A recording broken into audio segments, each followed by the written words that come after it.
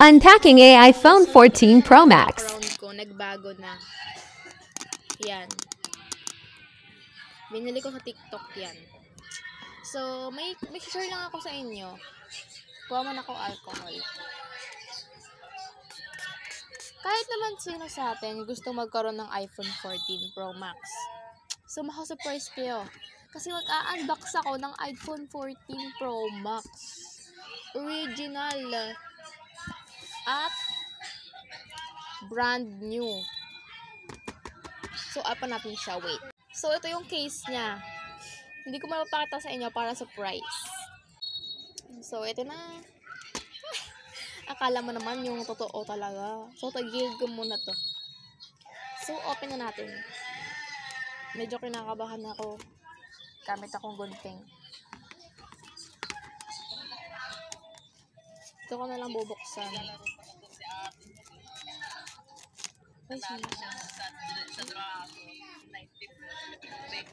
DIY ko lang to.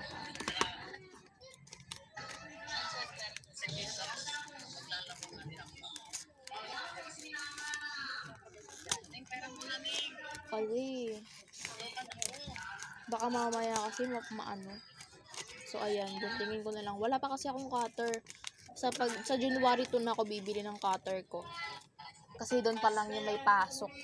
So ayan na, the moment of the truth. Hala. Nasira yung box. So ayan na, may iPhone siya na nakalagay. So ang laman. Uy. Uy. Ang cute. DIY ko lang to guys. So ito na yung pinaka-iPhone. And ayan yung likod niya. Oh my god, ang cute. So open na natin. Oh my god. Koreans nga lang din pala yung kinolor ko dito.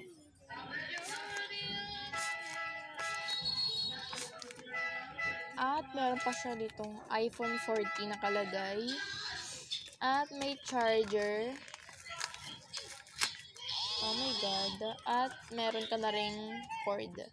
So, kung natatanggalin. So, lagay mo natin ito. Para surprise. Ang galing yung bunutin, no?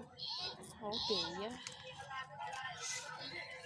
So, ito yung mga remembrance mo na nagkaroon ka ng iPhone 14.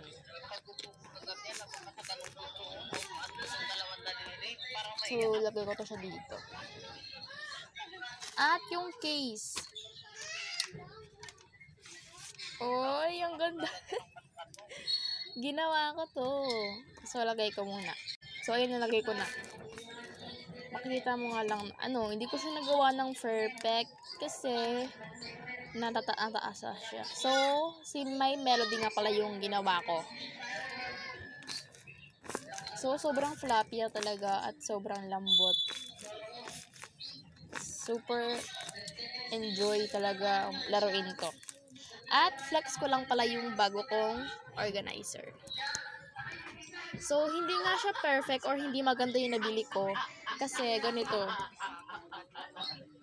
Sira ito. Kaya ginulustik ko na lang.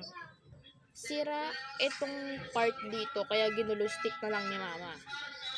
Ang pangit talaga niya guys. Kaya pag bibili kayo, i-check nyo muna yung review bago nyo bilhin. At hindi kayo matulad sa akin. So, ayan. Enjoy talaga ako laruin tong iPhone 14 Pro Max ko. Hope you like this vlog and 15 Pro Max.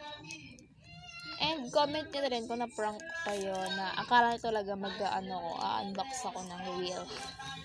Mahirap lang ako. And ayan. Next time na ako mag-tutorial nito. Ganda lang case kaso di siya pumit.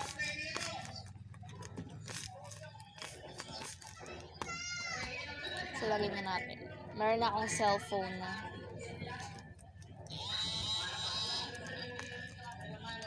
Pwede rin pala kayo mag-request kung anong gusto nyong pagawa sa akin na ay, parang nasira. Asa na yung tape ko? Wait, ayun. Ayos ko na. Cute na.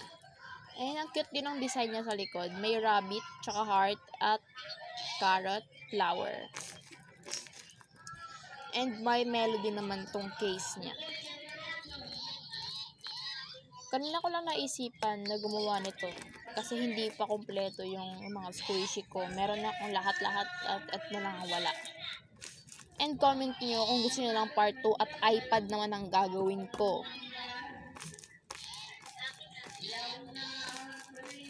So, dito ko siya lalagay. Wait. So, dito ko siya lalagay. Meron na akong cellphone. So, ito naman, mga remembrance na lang to. Ang ganda niya, oh. So, relaxing siyang hila-hila. So, syempre, hindi mo naman pwedeng i-keep yan sila, diba? So, kukunin ko yung charger sakaling in case na malawat ako, masi-charge ko yung cellphone ko. So, try ko nga, kunyari lang naman.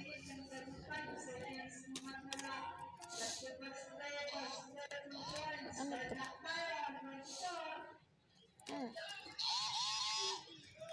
Ang pangit.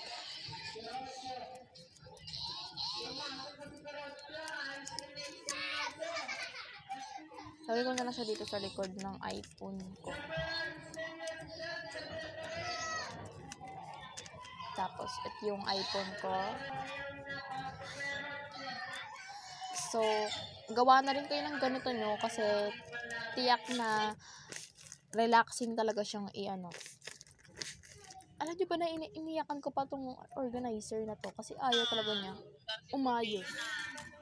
So, for today's vlog, ayun lang pala. Bye-bye! Comment for part 2 para iPad naman yung gagawin ko.